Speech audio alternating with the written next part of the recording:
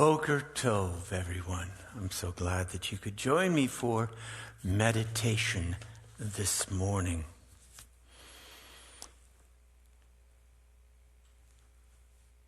It's so nice to get together. So nice to get together every morning, at least between Tuesdays and Fridays, and to think about some aspect of our practice that can bring us a bit of peace. I want to share with you a story, a myth, an Agadah this morning that speaks of the dilemma of having a problem that you cannot solve. Not every problem is solvable. Not every situation can be overcome. There are things in our lives, there are conditions, there are situations that we have to accept in one way or another and learn to live with them. And that's one of the secrets of happiness. Now, that doesn't mean we should not try to solve our problems, obviously not. That would not be a proper or a productive way of living. We should try to confront our problems. We should try to improve our situations however we can. But when we have worked very hard to change a situation, when we have worked very hard to maximize our happiness and our advantage in life, and there's nothing more that we can do. Do we continue to obsess? Do we continue to bang our heads against the wall, so to speak, fighting and resisting the situation? Or do we accept it and learn to live with it? That's part of being a wise person, learning when to fight and learning when to more or less surrender. And I know we all hate that word surrender. It sounds like defeat, but it is also part of life. It is part of a full, complete soul. And so this is the story. I'm going to read it to you this morning. It's called The King Who Found It Easier to Live with His Difficulties. There's a story told of a king who had 3 sons. The first was handsome and very popular. When he was 21, his father built him a palace in the city in which to live. The second son was intelligent and also very popular. When he became 21, his father built a second palace in the city for him. The third son was neither handsome nor intelligent and was unfriendly and unpopular. When he was 21, the king's counselor said, "There's no further room in the city. Have a palace built outside the city for your son. You can have it built so it will be strong. You can send some of your guards to prevent it from being attacked by the ruffians who live outside the city walls." So the king built such a palace and sent some of his soldiers to protect it.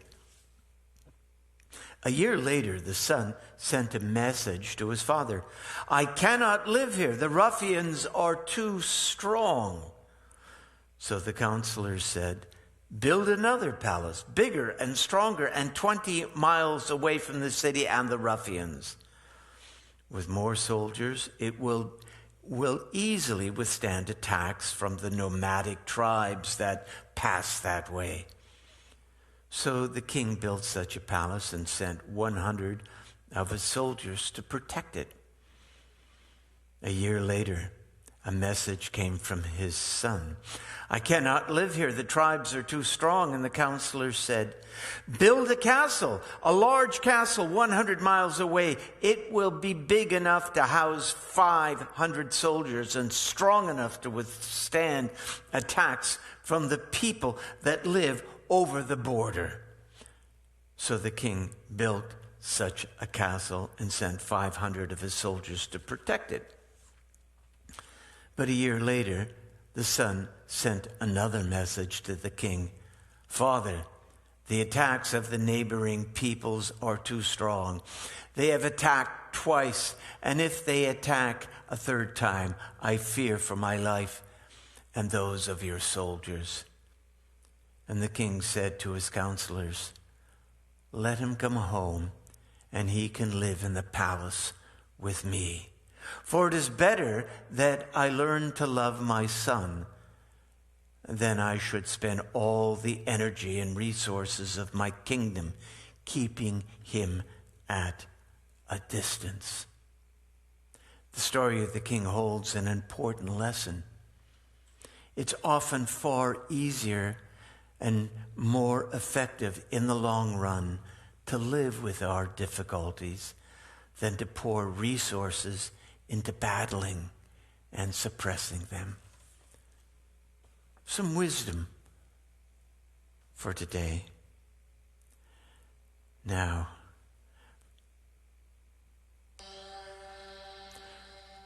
find yourself in a place where you are unlikely to be disturbed for the next, 10 minutes or so. Sit up straight. Put your feet flat on the floor. Make your chin perpendicular to your spine. Notice your breathing. Breathe in and out through your nose. Small breaths, no more than you need. We don't have to breathe in deep drafts of breath. We should just take in enough air that we need. And we allow ourselves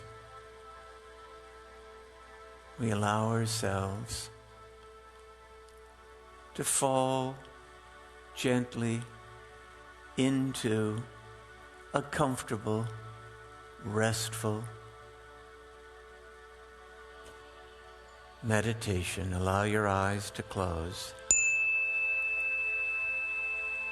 As the sound of the bell fades into the universe, allow yourself to go deeper into your meditation.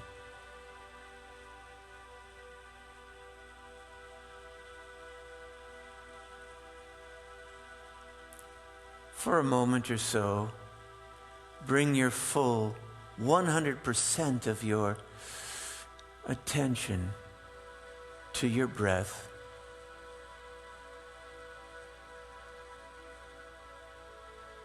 Notice the intricate mechanics of breathing.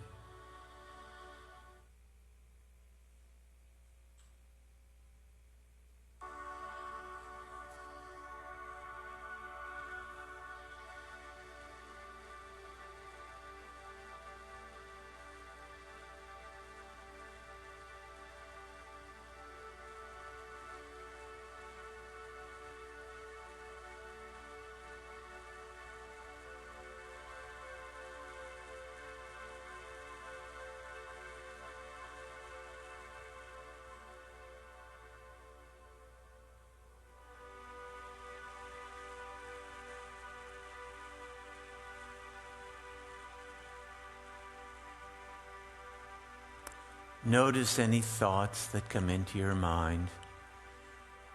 Acknowledge them and release them and come back to the breath.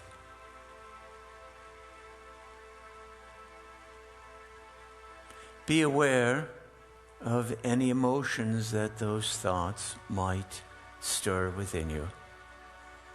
and also let them go. Release them into the universe.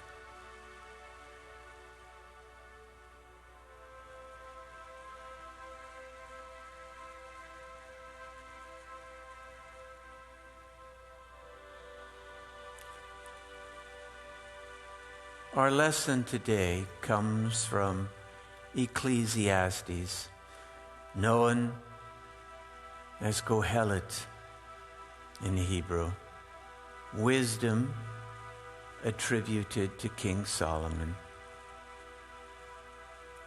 For everything there is a season, a time for every experience under heaven. A time to be born, a time to die.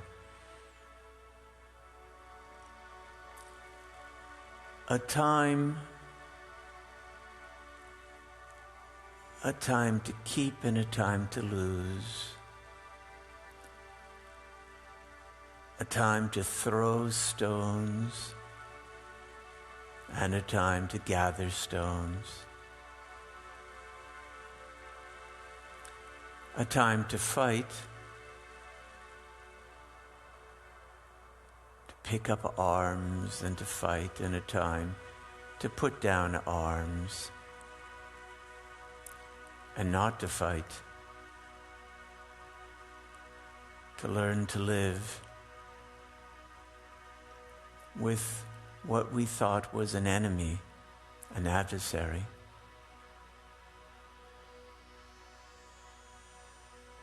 Wisdom is knowing when to put up the good fight, to try to change our situations, to bend the world in our direction. And then there are times when we learn to live with whatever it is we've been confronting, rather than suffering, rather than expending our precious energy,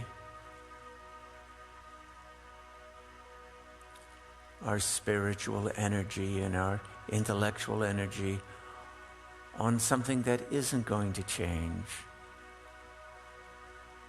And we just make a place for it, whatever it is, in our heart, in our mind.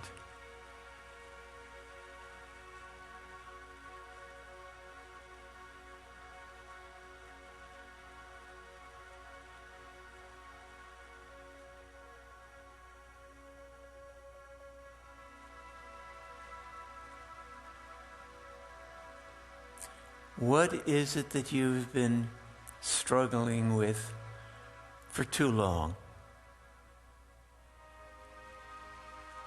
What is it that you have been expending too much energy on without result?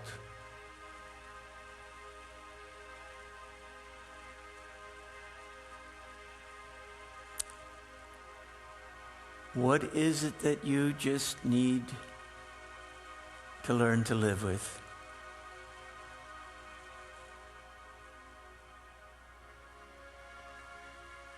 Like the king who brings his difficult son back into the palace and makes a place for him.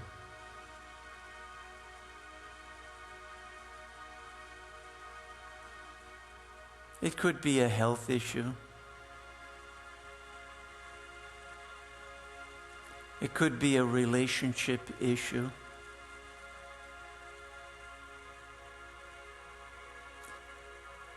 It could be a financial issue.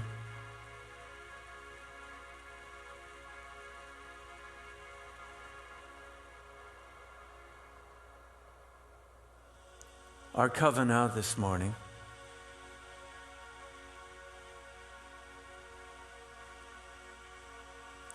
our intention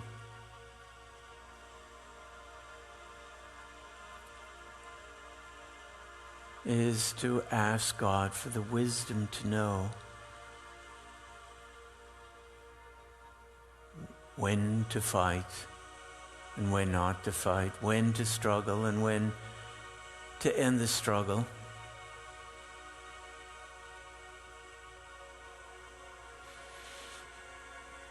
And when to open and expand our hearts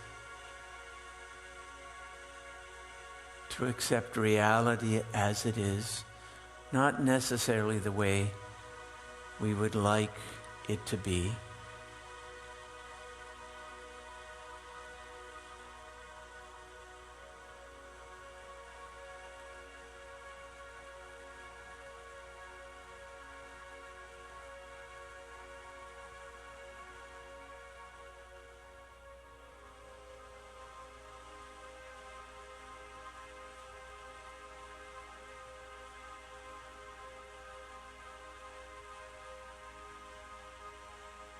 This is great wisdom.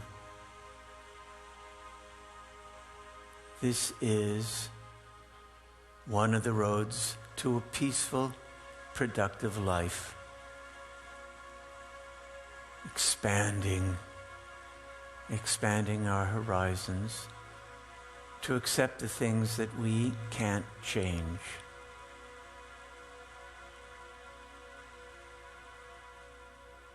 And to make peace with them.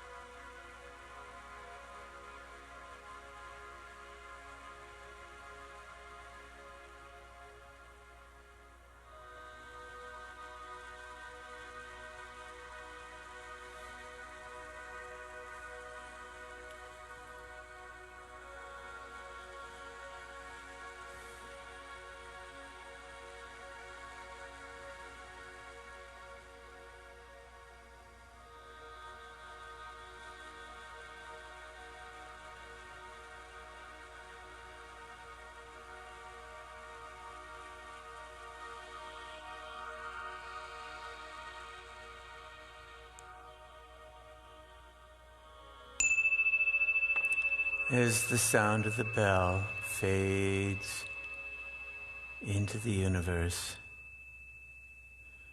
allow yourself to come out of your meditative state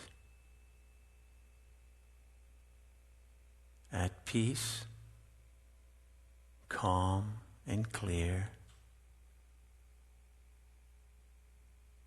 Take a couple of breaths.